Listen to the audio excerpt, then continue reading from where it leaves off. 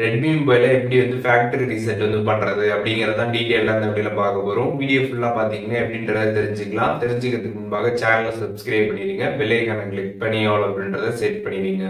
வீடியோக்குள்ள போகலாம். ரெட்மி மொபைலில் இருக்கக்கூடிய செட்டிங்ஸ் ஆப் வந்து ஓப்பன் பண்ணிடுங்க. ஓப்பன் பண்ணிட்டு அங்கே சர்ச் செட்டிங்ஸ் அப்படின்ற ஒரு ஆப்ஷன் இருக்கும். அந்த ஆப்ஷனில் நீங்கள் ரீசெட் அப்படின்னு சர்ச் பண்ணிங்கனாலே உங்களுக்கு ஃபேக்டரி ரீசெட் அப்படின்ற ஒரு ஆப்ஷன் பார்த்தீங்கன்னா வந்து வரும். அதை வந்து கிளிக் பண்ணிடுங்க. கிளிக் பண்ணிட்டு இதில் வந்து எரேஸ் ஆல் டேட்டா அப்படின்றத வந்து கொடுத்துருப்பாங்க. அதை நீங்கள் கிளிக் பண்ணதுமே பார்த்தீங்கன்னா நீங்கள் உங்களோட மொபைலில் ஸ்க்ரீன் லாக் வந்து போட்டு வச்சுருந்தீங்க அப்படின்னா உங்களோட ஸ்க்ரீன் லாக்கோட அந்த பாஸ்வேர்டை வந்து நீங்கள் போடுற மாதிரி வந்துருக்கும்.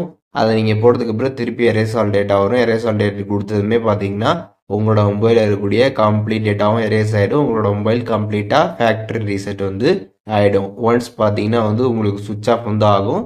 அதுக்கப்புறம் திருப்பி வந்து ஆன் ஆகும். ஆன் ஆனதுக்கப்புறம் பார்த்தீங்கன்னா நீங்கள் புதுசாக மொபைல் ஃபோன் எப்படி வாங்கினீங்களோ அந்த மாதிரி பார்த்தீங்கன்னா வந்து இருக்கும். அப்போ இருந்த மாதிரி தான் எல்லாமே பார்த்தீங்கன்னா வந்து ஃபோன் வந்து இருக்கும்.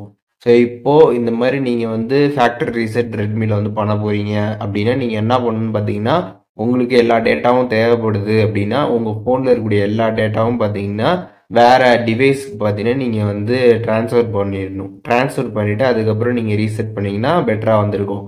ஏன்னா நம்மளோட ஃபோனில் இருக்கக்கூடிய எல்லா டேட்டாவுமே எரேஸ் ஆகிடும். அதனால் நம்ம ப்ராப்பராக எல்லாத்தையுமே வந்து வேறு டிவைஸுக்கு ட்ரான்ஸ்ஃபர் பண்ணிட்டு ரீசெட் பண்ணோம்னா நமக்கு பெட்டராக இருக்கும். அதுக்கப்புறம் பார்த்தீங்கன்னா நம்ம ரீசெட் பண்ணி முடிச்சதுக்கப்புறம் நமக்கு தேவையான டேட்டா எல்லாமே அந்த ஒரு டிவைஸ்லேருந்து திருப்பி நம்மளோட மொபைலுக்கே பார்த்தீங்கன்னா நம்ம வந்து ட்ரான்ஸ்ஃபர் வந்து பண்ணிக்கலாம்.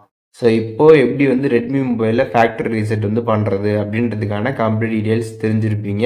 இதில் எதுவும் டவுட் இருந்துச்சுன்னா கண்டிப்பாக கமெண்ட்ஸில் மென்ஷன் பண்ணுங்கள். நான் எல்லாருக்குமே ரிப்ளை பண்ணுறேன்.